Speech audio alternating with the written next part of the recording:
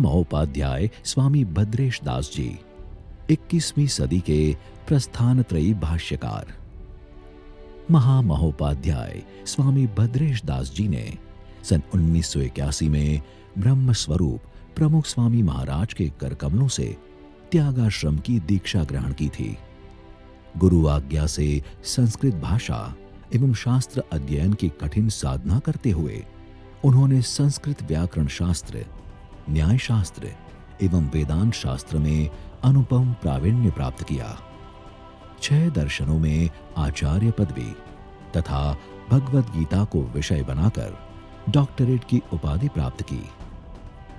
सन 2007 में प्रमुख स्वामी महाराज की आज्ञा से प्रस्थानत्रयी अर्थात उपनिषद, ब्रह्मसूत्र तथा श्रीमद् भगवद गीता पर परब्रह्म भगवान स्वामी नारायण प्रबोधित अक्षर पुरुषोत्तम दर्शन के अनुसार भाष्य ग्रंथों की रचना तथा बाद में स्वामी नारायण सिद्धांत सुधा वाद ग्रंथ की रचना करके वैदिक साहित्य के क्षेत्र में उन्होंने युगवर्ती प्रदान किया है।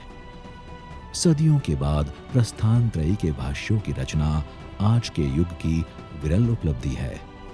इस उपलब्धि को देखकर स्वामी भद्रेश दास जी को देश विदेश के अनेक शिक्षा संस्थान तथा विद्वत समुदाय के द्वारा सम्मानित किया गया है।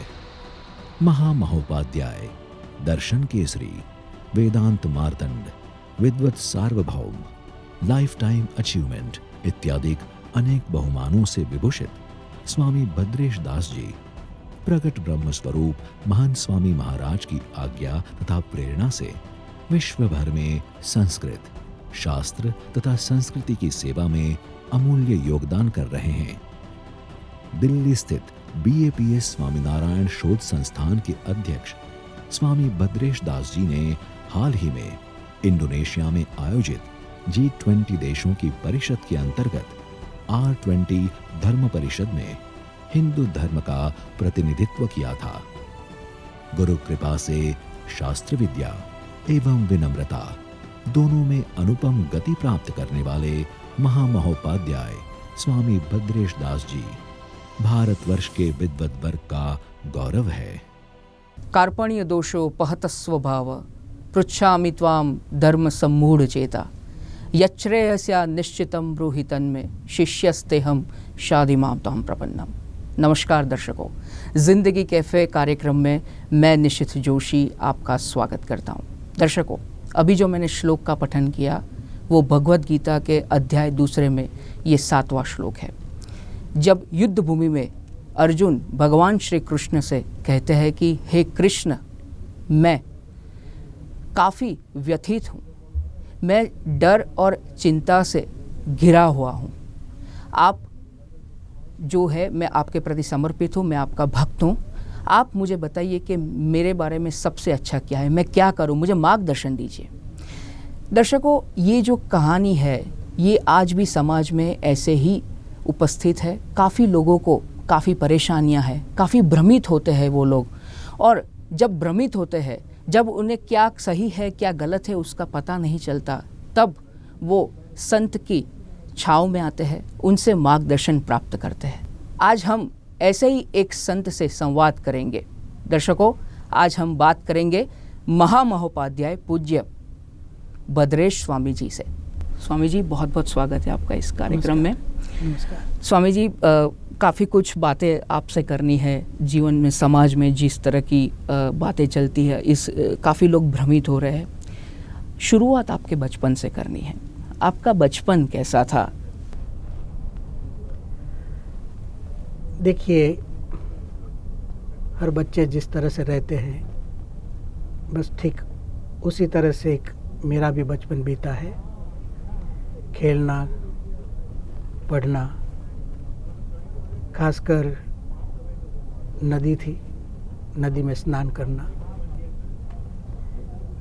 और संगीत में थोड़ी अभिरुचि थी, लेकिन कोई वाद्य तो नहीं थे,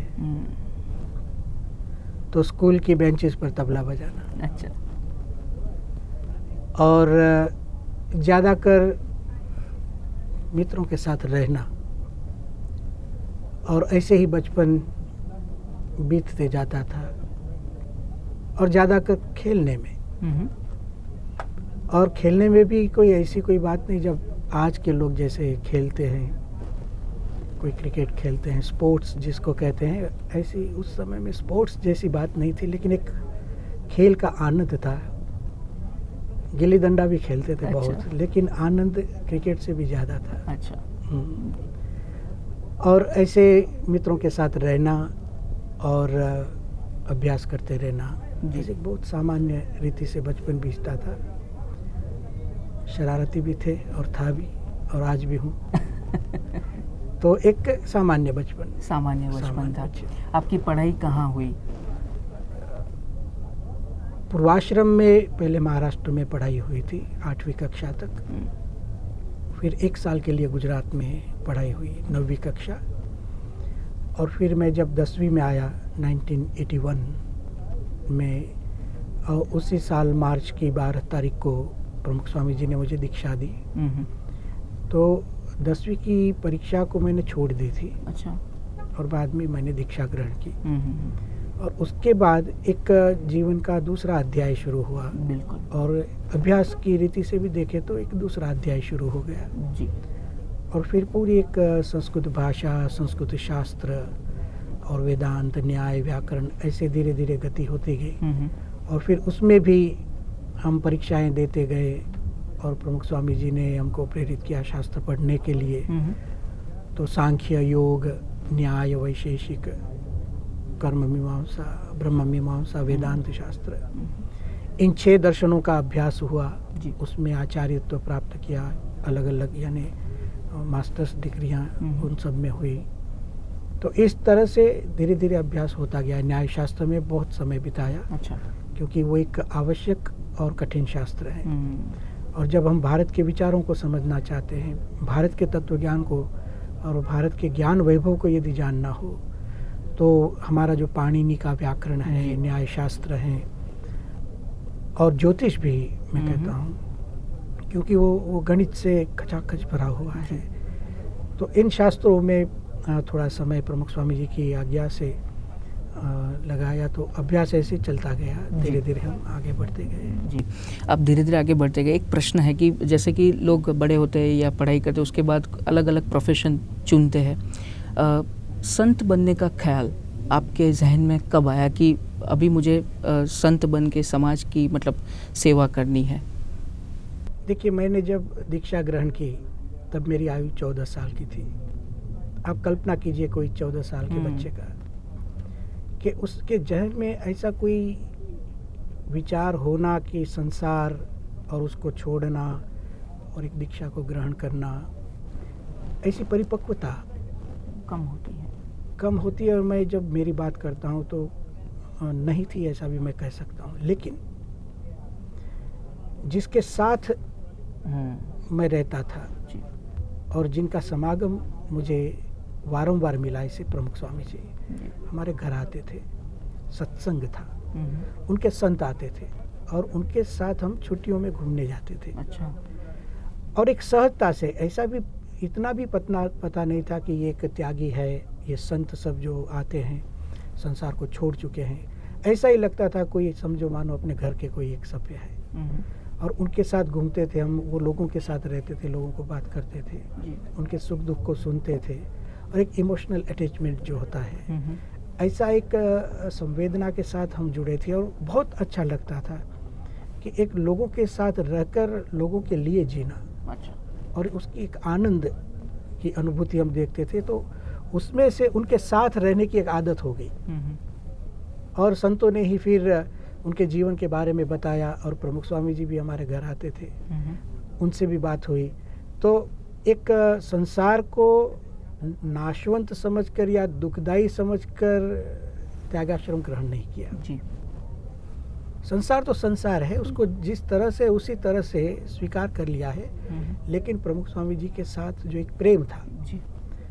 उनका हम पर प्रेम, और मेरा भी उनके साथ एक अटैचमेंट, जो एक इमोशनल अटैचमेंट की मैं बात करता हूँ, अभी स्पिरिचुअल की बात नहीं है। जी जी। लेकिन फिर भी वो स्पिरिचुअल था, इसलिए कि इसमें जो कुछ भी था वो स्पिरिचुअल था, वो अटैचमेंट में। जी। हम तो जुड़ गए थे जो सामान्य व्यक्ति की तरह, लेकिन जिसके साथ जुड़े थे वो सामान्य व्यक्ति नहीं थे। तो उन्होंने फिर ये दीक्षा की जब बात आई तो मुझे ऐसी कोई पता भी नहीं चला है कि मैं घर छोड़ कर आया हूँ। मुझे तो आज भी ऐसे लगता है कि मैं घर के एक कमरे से दूसरे कमरे में गया हूँ और एक छोटे घर में से बड़े घर में गया हूँ। और एक देह की दृष्टि से जो माँ बाप होते हैं उससे भी एक बड़े माँ बाप, उससे बड़ा एक कुटुंब जो हमें प्राप्त हुआ। तो ऐसे एक ये मैं कह सकता हूँ कि एक प्रेम की भूमिका से इस त्यागाश्रम मुझे मिला है। जी, पूज्य प्रमुख स्वामी महाराज की आपने बात की, उनके साथ आपकी जब पहली मुलाकात हुई थी तो वो मुलाकात के बारे में आप थोड़े अपने संस्मरण बताइए, वो कैसे थे? ये पहली मुलाकात की जब बात करते हैं तो बहुत मैं छोटा था, मुझे लगता है 1974 में, उससे पहले भी होगी, लेकिन जो मुझे याद है जी। तो प्रमुख स्वामी जी महाराष्ट्र में हमारे घर आए थे और मुझे एक उनका दृश्य याद है कि वो नीचे ही बैठे थे और हम लोग उनके सामने थे।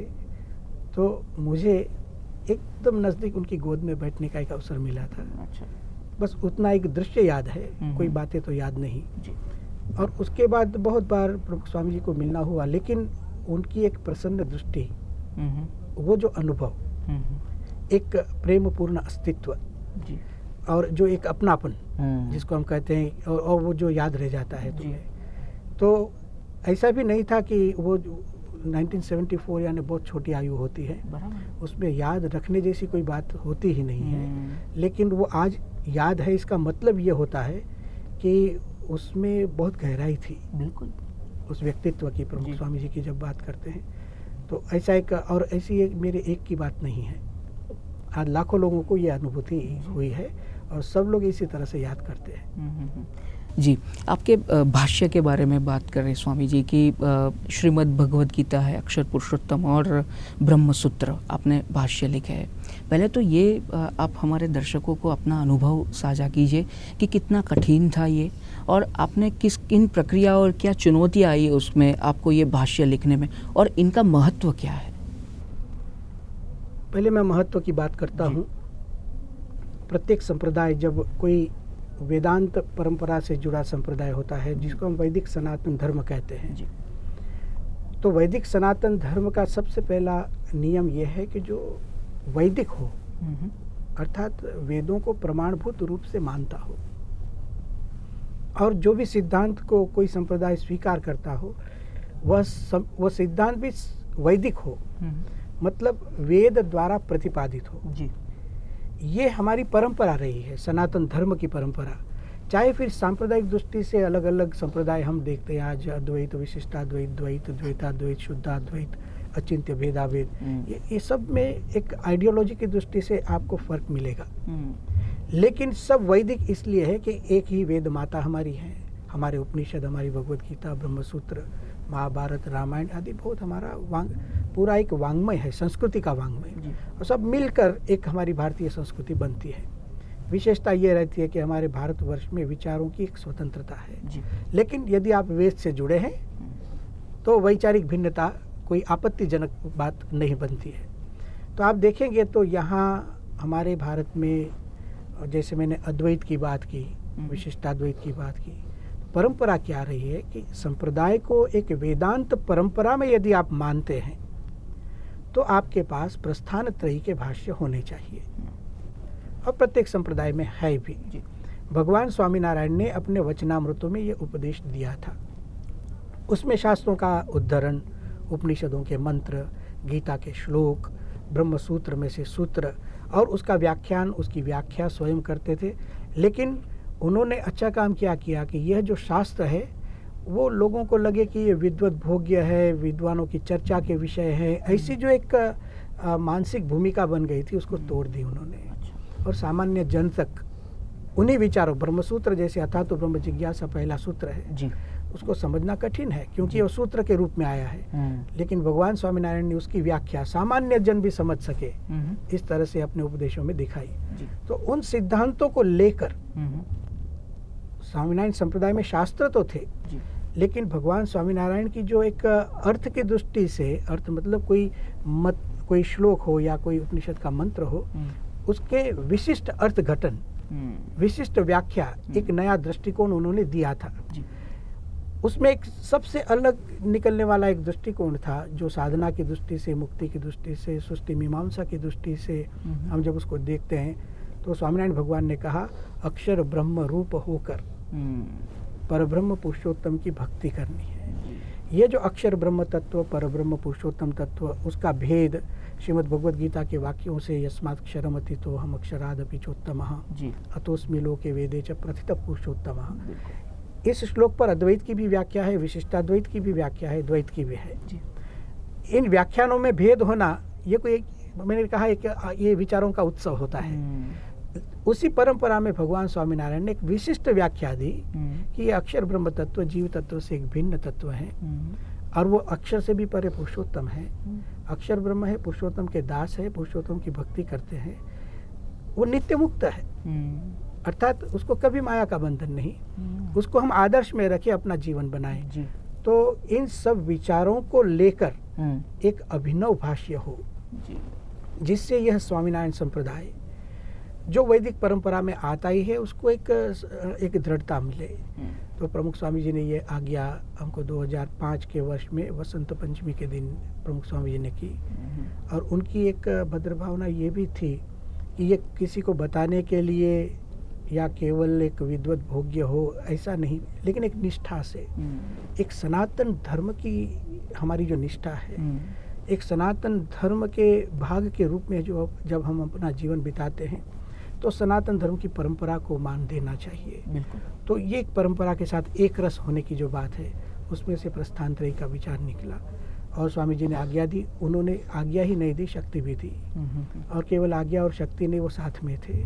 जब हम लिखते थे तो सब वो सुनते थे, उसमें उनके सूचन भी थे। उन्होंने एक अच्छा सूचन दिया था जब ये भाष्य लिखा जा रहा था कि देखो स्वामीनारायण भगवान के विशेष सिद्धांतों का प्रतिपादन करो, आवश्यक है। संप्रदाय में ग्रंथ होने पर भी संप्रदाय की अपूर्वता तो बाहर आनी चाहिए और जब लगता है कि अभी तक के जो ग्रंथ है उसमें यह अपूर्वता बाहर नहीं आ रही है तो नए ग्रंथ लिखे जाने चाहिए, लेकिन द्वेष से नहीं, निंदा करने के लिए नहीं, किसी की लकीर को मिटाने के लिए नहीं, लेकिन एक आदर के साथ, एक समन्वय की दृष्टि के साथ। और विमर्श तो होता है, डिबेट कहते हैं, वो झगड़ा नहीं है, वो तो एक चर्चा, हमारे यहाँ वाद कहते हैं उसको। वाद बहुत पवित्र होता है और उसमें भी पूर्व पक्ष उत्तर पक्ष होते हैं, लेकिन मित्र भाव के बिना नहीं शक्य होता है। तो प्रमुख स्वामी जी ने कहा किसी की निंदा मत करो, किसी का द्वेष मत करो और अपने विचारों को रखो, विमर्श करो, चर्चा करो। तो ये एक सूचना दी थी। तो मैं आपको ये कहना चाहता हूँ कि केवल आज्ञा नहीं है, केवल शक्ति भी नहीं, वो साथ में थे और जहाँ जहाँ विशिष्ट अर्थघटन है वहाँ पर भी वे उपस्थित थे। तो इस तरह से एक ये पूरी भाष्य की यात्रा शुरू हुई। जब आप कठिनाइयों की बात करते हैं तो ये बात तो सही है कि भाष्यों को लिखना ये सामान्य बात तो नहीं है। तो जिस दिन मुझे आज्ञा दी तो मेरे मन में तो बहुत ऐसे विचार आने लगे कि ये मैं कैसे कर सकता हूँ। और एक बार हो भी गया कि मैं उनको ना कह दूँ, लेकिन मैंने उनको हाँ भी नहीं कही थी। अच्छा। मैं मौन रहा था और रात को मेरे मन में बहुत विचार आए थे। अब डर सा गया था क्योंकि अभी तक भाष्य पढ़े हैं, पढ़ाए हैं और उस पर शोध काम किया है, रिसर्च की है, बहुत से लोगों को करवाई है, बहुत चर्चाएं की है, समझो कॉन्फ्रेंसेस की है, लेक्चर्स दिए हैं, लेकिन सब किसी ने लिखा है और किसी और हम पढ़ते हैं, उस पर रिसर्च करते हैं। लेकिन अब आपको भाष्यकार बनना है तो यही बनेगा कि जो लोगों ने लिखा, हमने चर्चा की, अब हम लिखेंगे, लोग चर्चा करेंगे। तो जब एक प्रकार का सूक्ष्म अहंकार है ये कि ऐसे मन में विचार आ रहे थे कि हम लिखेंगे तो क्या होगा, कोई गलती होगी तो गलती भी अब फिर अविनाशी हो जाती है। जब आप लिख देते कोई एक डॉक्यूमेंट बन जाता है, एक स्टेटमेंट बन जाता है और हम तो अज्ञानी हैं। और लेकिन तब पता चल रहा था कि जब जिस दिन प्रमुख स्वामी जी ने आज्ञा दी तब पता चला कि क्यों उन्होंने षड्दर्शन में मेहनत करवाई, क्यों संस्कृत, न्याय, व्याकरण में बहुत साल बिताए, 25 साल बिताए थे।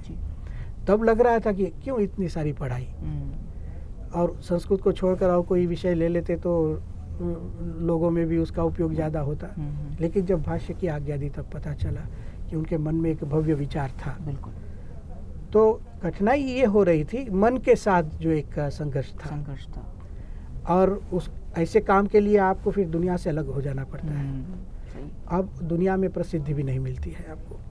तो जब भाष्य लिख रहे थे हम, तो केवल भगवान हमारे साथ थे और प्रमुख स्वामी जी थे, और उनका बल लेकर मैं लिख रहा था। तब लग भी नहीं रहा था कि कोई एक विशेष काम हो रहा है। तो सबसे बड़ी कठिनाई मन के साथ ही थी। जो एक निर्बल विचार हमको आते हैं, ये मैं नहीं कर सकता हूँ।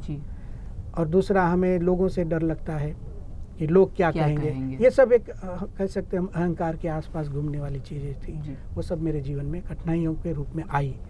लेकिन इसको दूर कैसे मैं कर सका हूँ, तो प्रमुख स्वामी जी ने कभी भी ऐसे नहीं कहा कि ये तुझे करना है। वो हमेशा कहते थे कि तुम करो, भगवान करेंगे सब, चिंता मत करो। और उनके गुरुओं को याद करते थे। उनके गुरु का नाम शास्त्री जी महाराज यज्ञ पुरुष दास जी था। कि आप शास्त्री जी महाराज को याद कीजिए, योगी जी महाराज को याद कीजिए, आपको कहाँ लिखना है। तो ये एक तरीका था, और जो हमारा सनातन धर्म का तरीका था। तो उस ढंग से करते करते गए, लिखते गए। पता भी नहीं था कि ये भाष्य लिखा जा रहा है, पता भी नहीं था कि एक विद्वानों में इसकी चर्चा होगी। हम तो जैसे आज्ञा का पालन कर रहे थे। बिल्कुल। तो उस ढंग से ये पूरा भाष्य लिखा। बहुत विस्तृत आप बताया कि पूरा भाष्य कैसे लिखा। आपने एक बात यहाँ की कि प्रमुख स्वामी जी ने बहुत बढ़िया बात बोली कि किसी की निंदा मत करो, किसी की टीका मत करो, बट अपने विचार रखो। मैं उसी बात को थोड़ा और जोर देता हूँ। आप गए थे R20 कॉन्फ्रेंस में, जो G20 के जो कंट्रीज़ है उसमें, तो वो अनुभव कैसा रहा? अद्भुत अनुभव था। पहले तो जब पहली बार आमंत्रण मुझे मिला और मेरे साथ जो बातचीत हुई, अधिकारी जो थे, इंडोनेशिया से भी फ़ोन था और पत्र भी आया था, और मैंने चर्चा भी की। वहाँ 2 वरिष्ठ विद्वान थे, एक क्रिश्चियन थे, एक मुस्लिम भी थे, और हमारी जूम पर एक मीटिंग भी थी। और जब भारतवर्ष, उसकी मानसिकता क्या है, उस पर हमारी चर्चा हुई थी।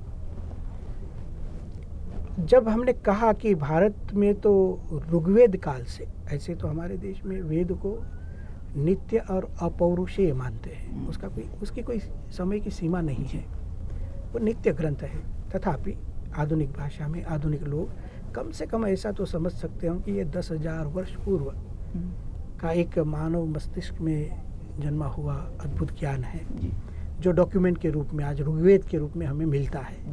इसमें कोई दोहराई नहीं, कोई शंका की बात नहीं। इस ऋग्वेद में जो एक संवादिता दिखती है, ये भारत है हमारा। ये चर्चा हमारी उनके साथ हुई। हमारे भारतवर्ष ने ही वाक्य दिया है, वसुधैव कुटुंबकम। ये भारत में जन्मा हुआ संस्कृत भाषा का वाक्य है। हमारे भारत के मंत्रों में आता है, आनो भद्राः क्रतवो यन्तु विश्वतः। विश्व के हर कोने से विचार हमारे यहाँ आए। तो ये पहले से, ये जो भावना, आप भगवत गीता लीजिए, कम से कम 5000 साल है। महाभारत का काल यदि हम भगवान श्री कृष्ण का ले, भगवत गीता एक ऐतिहासिक ग्रंथ है, केवल सांस्कृतिक नहीं, ऐतिहासिक सांस्कृतिक ग्रंथ है। क्यों? महाभारत का भाग है। महाभारत इतिहास है। इतिहास का मतलब है इति, इस प्रकार, अवश्य, आस अर्थात घटना घटी थी। अब ऐसे श्रीमद् भागवत ऐतिहासिक ग्रंथ में जब अर्जुन और श्री कृष्ण की बात आपने भी शुरुआत में की, उसमें 12वें अध्याय में भक्त का लक्षण आता है, भक्ति योग, जिसका नाम है भक्ति योग। उसमें जब प्रिय भक्त के लक्षण शुरू होते हैं तो 13वां श्लोक है, पहला ही श्लोक। भगवान श्री कृष्ण भक्त का, अपने प्रिय भक्त का लक्षण कहते हैं, अद्वेष्टा सर्वभूतानां मैत्रः करुणा। ये भारत देश है। भक्त होना वो संप्रदाय नहीं, भक्त होना अद्वेष्टा सर्वभूतानाम, सर्वभूतानाम शब्द है, जी, यानी वहाँ कोई देश की सीमा नहीं है, कोई भाषा की सीमा नहीं, कोई वर्ण या जाति की सीमा नहीं है, वहाँ एक सार्वभौमिकता दिखती है। ये सब बातें हमारी R20 में हुई, बिल्कुल, और उन लोगों की भी इच्छा यही थी कि भारत के कोई एक परंपरागत विद्वान यहाँ आए जो सनातन धर्म के शास्त्र को मानते हो जी, और शास्त्र के आधार पर बात करते हो। तो मैं अकेला नहीं था, अच्छा, हाँ, मेरे साथ गोविंद देव गिरी जी महाराज भी थे, अच्छा, और मित्रानंद स्वामी जी जो चिन्मया मिशन के हैं वो भी थे, हम 3 लोग थे। और ये चर्चा, हम वहाँ गए, बहुत से लोगों के विद्वान पूरे दुनिया से लोग आए थे, उन लोगों के साथ हमारी बातचीत होती थी। लेकिन एक बात तो वहाँ आनंददायक यह थी कि जब भी भारत की भद्रता की बात आती थी सब पुलकित होते थे जी, कि एक समावेश के जो भाव है भारत में, समावेश का मतलब, अब वैचारिक समावेश देखिए, यहाँ आस्तिक नास्तिक दर्शन के रूप में पलटते हैं, दर्शन के रूप में। जी, ये गौरव भारत ने दिया है। सदैव सौम्य इदम अग्र आसीत्, जैसे असदैव सौम्य इधर, ऐसे बातें चलती रहती है। विमर्श को पूज्य माना गया है, जी, बहुत कम देश होते हैं। यहाँ जब डिबेट होती है, चर्चा, वाद, उसको जीवन का मूल्य माना है, लेकिन वाद को संवाद के रूप में, संगच्छध्वम संवदध्वम संवो मनाम से जानता। संवाद हमारे यहाँ कोई एकेडमिक काम नहीं है, जी, ये कोई कॉन्फ्रेंस नहीं है, जीवन शैली है, घर में भी होते हैं। ये बात हमने वहाँ की है। पति पत्नी में आप देखेंगे याज्ञवल्क्य और मैत्रेयी का संवाद, ये तो घर में चल रहा है, ये कोई इंस्टीट्यूशन या ये कोई कॉन्फ्रेंस की बात नहीं है जी, ये कोई G20 जैसा भी सम्मेलन, शिखर सम्मेलन नहीं है। एक पत्नी अपने पति के साथ बात करती है और पति को पूछती है कि आप घर छोड़ना चाहते हैं, क्या विचार है आपका? और याज्ञवल्क्य प्रेम से कहते हैं, नवारे पति कामाय पति प्रियो भवति, आत्मनस्तु कामाय पति प्रियो भवति। तो ये जो परमात्मा तत्व की सोच जो भारत ने दी, पति पत्नी के संवाद देखेंगे आप, छांदोग्य के उपनिषद में जाएंगे जी, तो उसमें 6ठा अध्याय है, पिता और पुत्र का संवाद है। तो हम घर में भी तत्व चर्चा कर सकते हैं। शिक्षण भारत का एक स्वाभाविक गुण रहा है, और इंस्टीट्यूशंस उस वक्त घर में चलते थे। आज तो इंस्टीट्यूशंस घर के बाहर निकल गए, तो बहुत प्रश्न आज देख रहे हैं समाज में।